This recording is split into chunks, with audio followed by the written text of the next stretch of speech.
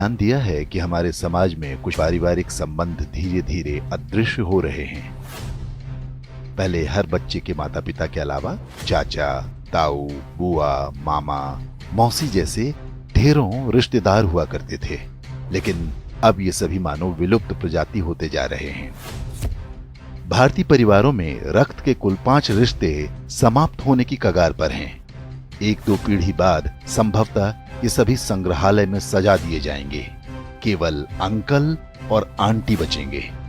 इसे इस तरह समझा जा सकता है, यदि किसी दंपत्ति के 2 पुत्र और 2 पुत्री हैं, तो उनके सभी 5 रिश्ते यानी ताऊ, चाचा, बुआ, मामा और मौसी होंगे। यदि 2 पुत्र हैं लेकिन पुत्री एक ही है, तो उनकी जो संतानें होंगी उनकी कोई मौसी नहीं होंगी। माँ के बाद बच्चों की कोई सबसे सगी महिला होती हैं, तो वो मौसी ही होती हैं। यदि किसी के 1 पुत्र और 2 पुत्री हैं, तो चाचा और ताऊ के रिश्ते नहीं होंगे। यदि 1 बेटी और 1 बेटा है, तो उनकी संतानों का न तो कोई चाचा होगा, न ताऊ, न मौसी। यदि 1 बेटा या 1 बेटी होती है, तो वो पूरी तरह से अकेला होगा।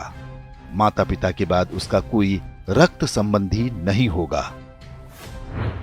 सिंगल चाइल्ड फैमिली को उनका निर्णय तीसरी पीढ़ी यानी जिनके वो दादा दादी होंगे बुरी तरह प्रभावित करेगा।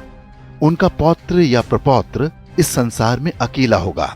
उसे अपने रक्त के रिश्ते की आवश्यकता होगी, तो इस पूरे ब्रह्मांड में उसका अपना कोई नहीं होगा।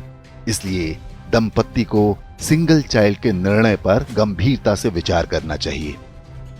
ये न केवल हमारे बच्चों को एकाकी जीवन जीने को विवश करेगा, बल्कि हमारी हिंदू परिवार व्यवस्था को भी नष्ट कर देगा।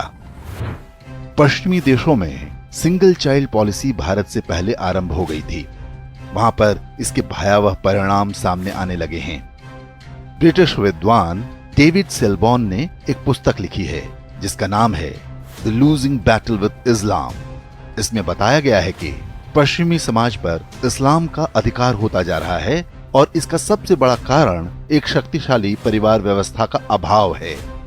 यूरोपीय देशों में परिवार नाम की संस्था लगभग समाप्त हो चुकी है। लोग विवाह करना पसंद नहीं करते। समलैंगिकता, अवैध संबंध, लिव इन रिलेशन जैसी कुरीतियां सामान्य बात हैं। उन समाजों में ऐसे बच्चों की संख्या बढ़ती जा रही है जिन्हें नहीं पता होता कि उनके पिता कौन हैं। बूढ़े माता पिता को घर में रखने को कोई तैयार नहीं। ओल्ड एज होम में उनका बुढ़ापा बीतता है। यूरोपीय देशों में आज राजनीतिक दल परिवार को बचाने का वादा अपने चुनावी घोषणा पत्र में करने लगे हैं। ऑस्ट्रेलिया में तो फैमिली फर्स्ट नाम से एक राजनीतिक दल भी बन गया है। पश्चिमी देशों के समाजशास्त्रियों की सबसे बड़ी चिंता ये है कि परिवार व्यवस्था को कैसे बचाया जाए।